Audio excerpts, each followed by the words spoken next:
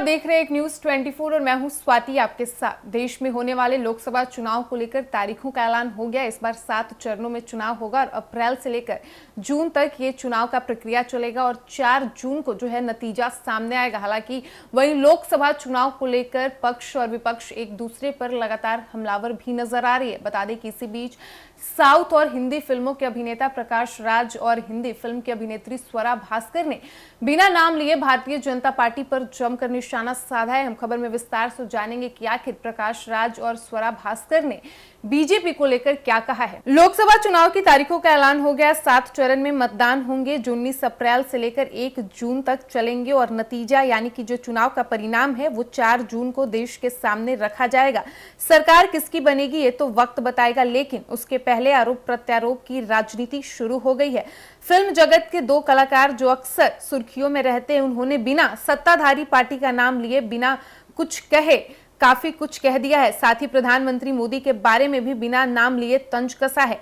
दरअसल साउथ और हिंदी फिल्मों के एक्टर प्रकाश राज ने 17 मार्च को एक कार्यक्रम में कहा कि जिन्होंने 420 यानी कि धोखाधड़ी किया है वो आने वाले आम चुनाव में 400 सीटें जीतने की बात कर रहे हैं। कर्नाटक के चिकमंगलुरु प्रेस क्लब में बोलते हुए प्रकाश राज ने कहा कि जिन्होंने 420 किया है वही 400 सीटें लाने की बात करेंगे। चाहे कोई भी हो, पार्टी हो, कांग्रेस पार्टी हो या फिर अन्य पार्टी, ये आपके अहंकार को दर्शाता है। प्रकाश राज ने एनडीए की 400 सीटों पर जीत पर कहा कि कोई संभावना नहीं है कि लोकतंत्र में कोई भी एक पार्टी 400 या फिर उससे ज्यादा सीटें जीत सकती है। आप एक सीट तभी जीत सकते हैं जब जनता आपको सीट दे रही हो।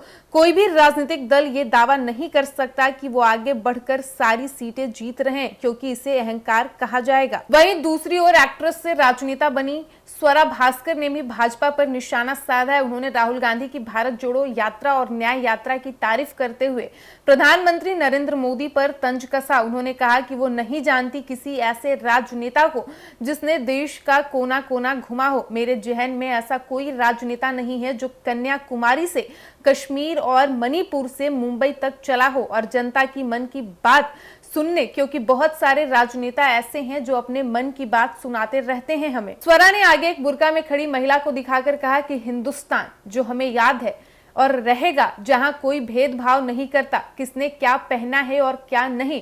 हमें जो विभाजित करने का प्रयत्न हो रहा है, सत्ता में जिस तरीके की नफरत की राजनीति है, झूठ बोलकर हमें बहलाकर हमें फुसलाकर एक नफरत का नशा कर रही है। जो हमारे भगवानों का नाम ले लेकर जिस तरीके से नफरत हो रहा है उस तरह से पाप हो रहा है। आप हमारे भगवान का नाम लेकर जिस तरह से कत्ल कर रहे हैं तो इससे बड़ा कोई पाप नहीं है। एक हिंदू होने के नाते मैं समझती हूँ कि इसके खिलाफ लड़ाई लड़ना पड़ेगा और बहुत जरूरी भी है। तो जैसा कि आपने सुना, भारतीय जनता पार्टी लोकसभा चुनाव को लेकर लगातार ये दावा कर रही है कि इस बार बीजेपी 400 के पार यानी कि 400 सीट पर बीजेपी दावा कर रही है, जिसको लेकर हिंदी और साउथ फिल्म के अभिनेता प्रकाश राज ने कार्यक्रम के दौरान कहा कि 420 यानी कि धोखाधड़ी यानी कि जो पार्टी धोखाधड़ी कर रही है वो आम चुनाव में 400 सीटों पर जीत का दावा कर रही है। उन्होंने कहा कि पार्टी कोई भी हो, कांग्रेस हो या फिर कोई अन्य पार्टी, ये आपके अहंकार को दर्शाता है। तो वहीं दूसरी ओर हिंदी फिल्म की अभिनेत्री स्वरा भास्कर ने राहुल गांधी की भारत जोड़ो यात्रा और भारत जोड़ो न्याय यात्रा की जमकर तारीफ की। उन्होंने कहा कि मैंने आज तक किसी भी ऐसे राजनेता को नहीं देखा हो जो कन्याकुमारी से कश्मीर तक और मणिपुर से मुंबई तक पैदल यात्रा किया हो, जो जनता की मन की बात को सुना हो, क्योंकि मैंने ऐसे बहुत राजनेता देखा है जो अपनी मन की बातों को जनता के समक्ष रखते हैं।